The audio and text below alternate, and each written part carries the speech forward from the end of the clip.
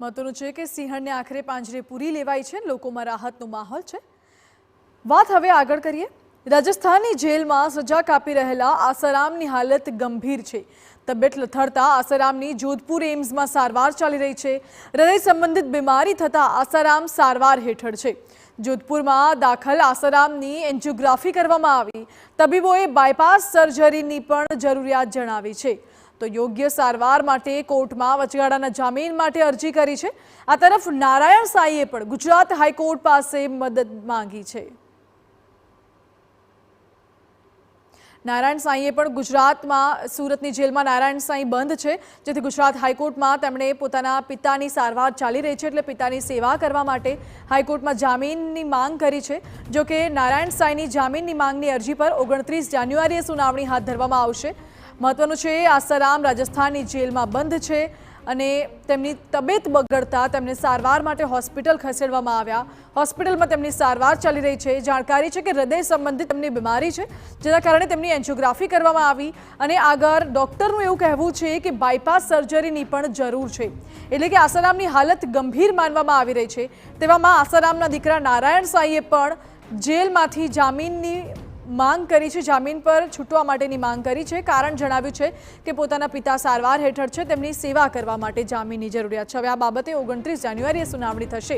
વધુ જાણકારી સાથે જોડાઈ ગયા છે સંવાદદાતા રોનક વર્મા। રોનક, આ કેસમાં શું છે વધુ વિગતો?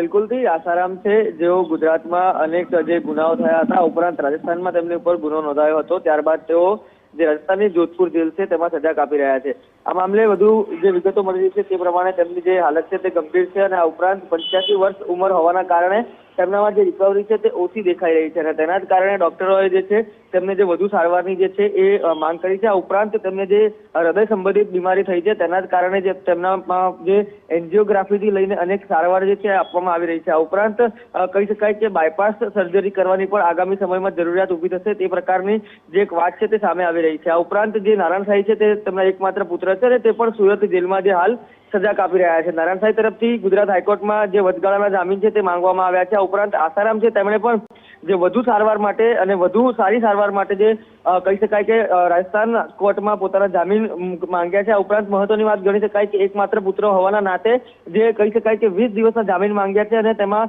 જે દાદ માંગવામાં આવી છે કે એકમાત્ર પુત્ર છે। આ ઉપરાંત જે કહી શકાય કે તેમને સારવારની જરૂર છે અને તેમની સેવા કરવા માટે જામીન આપવામાં આવે। મહત્વની વાત છે કે જુદી જુદી વાતો છે તે એફિડેવિટમાં ટકોર કરવામાં આવી છે અને તે જ મામલે હવે સોમવારના રોજ એટલે કે પરમ દિવસે ગુજરાત હાઈકોર્ટમાં સુનાવણી હાથ ધરાશે। આ તમામની વચ્ચે હાલ આસારામ છે તેમની હાલત જે ગંભીર છે તેવા સમાચાર હાલ પ્રાપ્ત થઈ રહ્યા છે। જી રોનક, બિલકુલ આભાર આપનો। એટલે આસારામની હાલત ગંભીર છે, એટલે તેમના પુત્ર નારાયણ સાંઈએ હાઈકોર્ટમાં જામીનની માંગ કરી છે। 20 દિવસના જામીનની માંગણી ગુજરાત હાઈકોર્ટમાં કરી છે, પરંતુ તેની સુનાવણી 29 જાન્યુઆરીએ હાથ ધરવામાં આવશે।